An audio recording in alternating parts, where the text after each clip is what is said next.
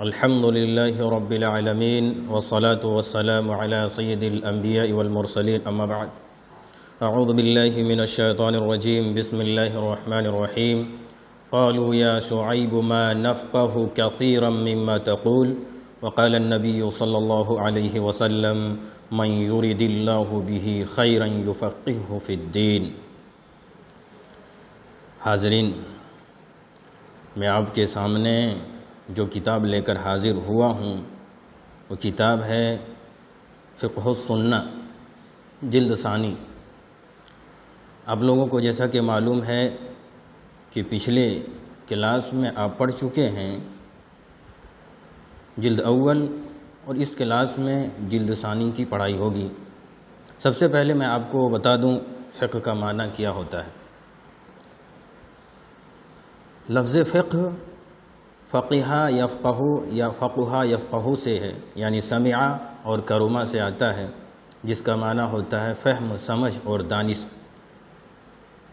اس معنی میں اللہ رب العالمین نے قرآن مجید کے اندر فقہ کو بتلایا۔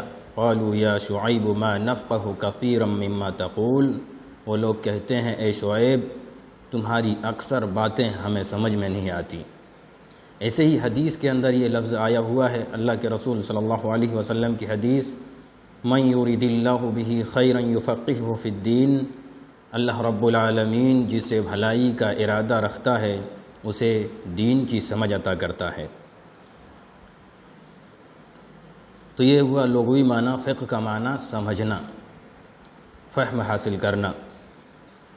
اور فقہ کی اصطلاحی تعریف العلم بالاحکام الشرعیۃ العملیۃ من ادلتها التفصیلیہ، کہ ایسا علم جس میں ان شرعی احکام سے بحث ہوتی ہو جن کا تعلق عمل سے ہے اور جن کو تفصیلی دلائل سے حاصل کیا جاتا ہے۔ یہ ہوا فقہ کا لفظی معنی اور فقہ کی اصطلاحی تعریف۔ اب ہم جو اس کتاب میں جس بحث کو پڑھیں گے وہ ہے الحدود، کتاب الحدود سے ہم پڑھیں گے۔ تو آئیے دیکھتے ہیں اس کا معنی و مطلب کہ الحدود کا معنی کیا ہے۔ مصنف رحمہ اللہ نے خود نقل کیا، تعریفها الحدود جمع حد، کہتے ہیں اس کی تعریف الحدود جمع حد، یہ حدود حد کی جمع ہے۔ والحد فی الاصل الشیء الحاجز بین شیئین، کہہ رہے ہیں حد اصل میں دو چیزوں کے درمیان رکاوٹ پیدا کرنے والی چیز کو کہتے ہیں۔ وَيُقَالُ مَا مَيَّزَ الشَّيْءَ عَنْ غَيْرِهِ، اور یہ بھی کہا جاتا ہے کہ جو کسی چیز کو دوسرے سے ممیز کر دے، جدا کر دے، اسے حد کہتے ہیں۔ انہی میں سے حدود الدار یعنی گھر کی دیوار، و حدود الارض اور ملکی سرحدیں، وہوا فی اللغۃ بمعنی المنع، اور لغت کے اندر اس کا معنی منع کے آتے ہیں، یعنی منع کرنے کی۔ اب کہہ رہے ہیں لفظاً لغت حد کا معنی منع کرنے کی ہے، تو اس کو حدود نام کیوں رکھا گیا؟ بتا رہے ہیں وَسُمِّيَتْ عُقُوبَاتُ الْمَعَاصِي حُدُودًا لِأَنَّهَا فِي الْغَالِبِ تَمْنَعُ الْعَاصِيَ مِنَ الْعَوْدِ إِلَى تِلْكَ الْمَعْصِيَةِ الَّتِي حُدَّ لِأَجْلِهَا، کہہ رہے ہیں معاصی کی سزاؤں کا نام حد رکھ دیا گیا، حدود رکھ دیا گیا، لِأَنَّهَا فِي الْغَالِبِ تَمْنَعُ الْعَاصِيَ، اس وجہ سے کہ اکثریت یہ حدیں گناہ کرنے والے لوگوں کو روکتی ہیں دوبارہ ان گناہوں کی جانب پلٹنے سے جن کی وجہ سے حد قائم کی گئی ہے، اس لیے اس کا نام منع رکھا گیا، اور اس کا نام حد رکھا گیا۔ اور آگے بتلاتے ہیں وَيُطْلَقُ الْحَدُّ عَلَى نَفْسِ الْمَعْصِيَةِ، کہ لفظ حد یہ نفس معصیت پر بھی اس کا اطلاق ہوتا ہے، یعنی خود گناہ کا نام بھی حد اللہ رب العالمین نے رکھا ہے، جیسا کہ اللہ تبارک و تعالی کا قول ہے تِلْكَ حُدُودُ اللَّهِ فَلَا تَقْرَبُوهَا، کہ یہ اللہ رب العالمین کی حدیں ہیں، لہذا تم ان کے قریب مت جاؤ۔ اب حد کی اصطلاحی تعریف کر رہے ہیں۔ والحد فی الشرع عقوبۃ مقررۃ لاجل حق اللہ، کہہ رہے ہیں کہ حد شریعت کے اندر، حد اصطلاح میں ایسی متعین کردہ سزا لاجل حق اللہ، جو اللہ رب العالمین کے حق کی پامال کی وجہ سے سزا دی جاتی ہو۔ بتایا ایسی متعین کردہ سزا جو اللہ رب العالمین کے حقوق کی پامالی کی وجہ سے ہو۔ تو اس تعریف سے فیخرج التعزیر لعدم تقدیرہ، تو کہہ رہے ہیں اس تعریف سے حد تعزیر خارج ہو گئی، لعدم تقدیرہ، اس کے متعین نہ ہونے کی وجہ سے، اذ ان تقدیرہ مفوض لرأی الحاکم، اس لیے کہ حد تعزیر یہ حاکم کے ثوابدید کے مطابق ہوا کرتی ہے۔ اور پھر کہہ رہے ہیں کہ حد کی تعریف سے وَيَخْرُجُ الْقِصَاصُ لِأَنَّهُ حَقُّ الْآدَمِيِّ، یہ قصاص بھی نکل گیا اس لیے کہ یہ آدمی کا حق ہے۔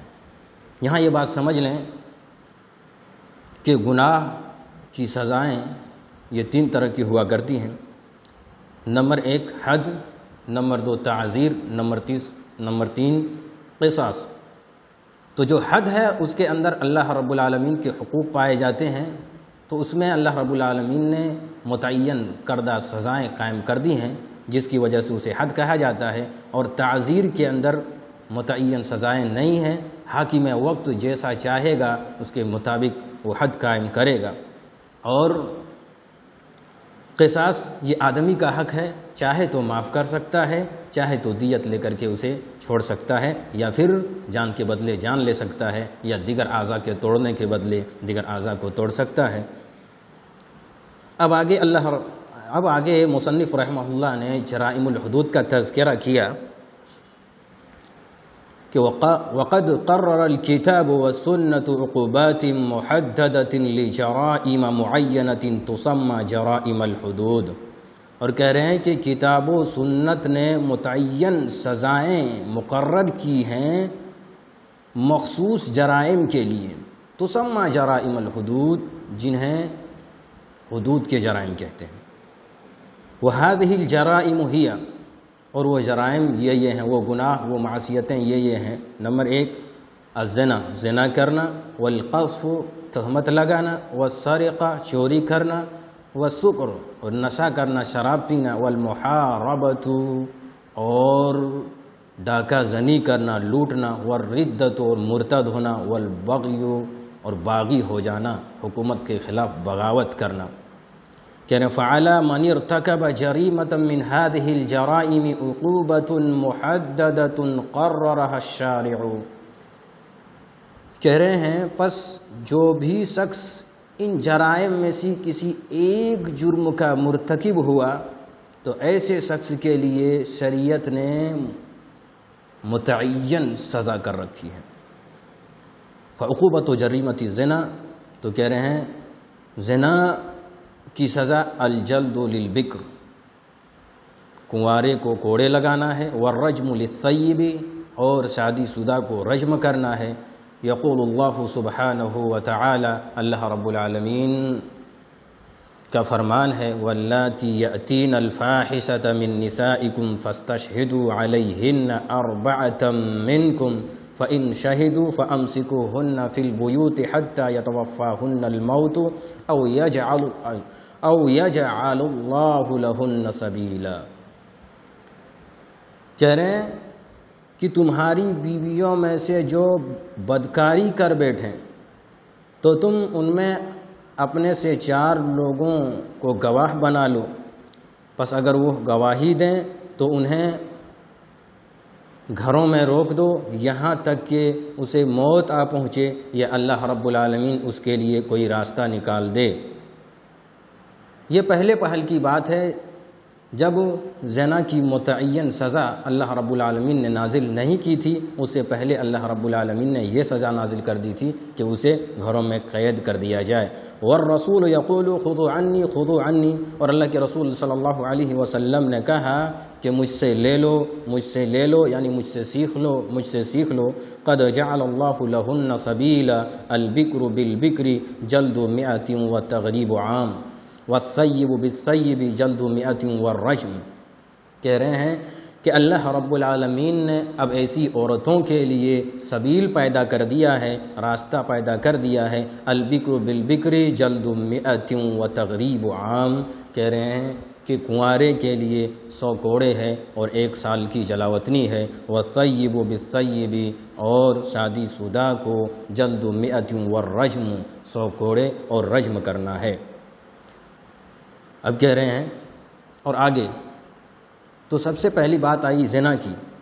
اب اختصار کے ساتھ یہاں بتلایا جا رہا ہے، اس کے بعد بالتفصیل آگے باتیں آئیں گی۔ اب جو دوسرا جرم ہے، جو دوسری برائی ہے، وہ ہے تہمت۔ کہہ رہے ہیں وعقوبۃ جریمۃ القذف 80 جلدۃ، اور تہمت لگانے کی سزا 80 کوڑے ہیں، 80 ضربیں ہیں۔ اللہ رب العالمین کا قول والذین یرمون المحصنات ثم لم یأتوا بأربعة شہداء فاجلدوهم 80 جلدہ ولا تقبلوا لهم شہادة ابدا واولئک هم الفاسقون۔